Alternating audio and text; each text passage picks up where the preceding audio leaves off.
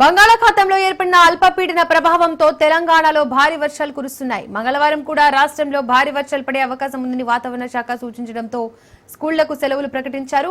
అతి భారీ వర్షాల నేపథ్యంలో సిద్దిపేట జిల్లాలోని ప్రభుత్వ ప్రైవేటు పాఠశాలలకు విద్యాశాఖ సెలవు ప్రకటించింది. ఇటీవల సీఎం రేవంత్ రెడ్డి వర్షాలపై నిర్వహించిన సమీక్షా సమావేశంలో అవసరమైతే కలెక్టర్లు నిర్ణయం తీసుకుని స్కూళ్లకు సెలవులు ఇవ్వాలని తెలపగా వాతావరణ శాఖ సూచన మేరకు జిల్లా కలెక్టర్లు స్కూళ్లకు హాలిడేస్ ఇస్తున్నారు.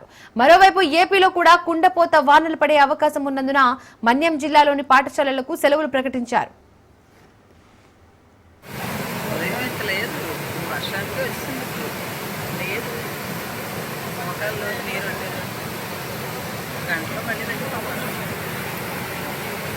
ఉదయం ఇంత లేదు వర్షానికి వచ్చింది లేదు కొద్దిగా వెళ్ళిపోయారు లోటి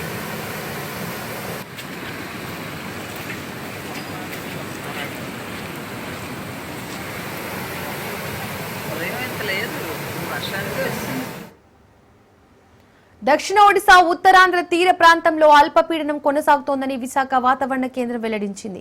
మరో 24 గంటల్లో వాయుగుండంగా మారే అవకాశం ఉందని, నేడు దక్షిణ ఒడిశా ఉత్తరాంధ్ర తీర ప్రాంతం మధ్య తీరం దాటవచ్చని వాతావరణ కేంద్రం డైరెక్టర్ భారతీ సవ్వడి తెలిపారు. దీని ప్రభావంతో ఏపీలో భారీ వర్షాలు కురుస్తాయని చెప్పారు. విశాఖ, అనకాపల్లి, బిఆర్ అంబేద్కర్, కోనసీమ, కాకినాడ, పశ్చిమ గోదావరి జిల్లాలకు రెడ్ అలర్ట్ ప్రకటించారు. శ్రీకాకుళం, పార్వతీపురం, మన్యం, తూర్పు గోదావరి, అల్లూరి సీతారామరాజు, ఏలూరు, కృష్ణ, బాపట్ల, పల్నాడు, ప్రకాశం, నంద్యాల జిల్లాలకు ఆరెంజ్ హెచ్చరికలు జారీ చేశారు. కర్నూలు, అనంతపురం, వైఎస్ఆర్సీపీ, కడప, నెల్లూరు, తిరుపతి, చిత్తూరు జిల్లాలకు యెల్లో అలర్ట్ జారీ చేశారు.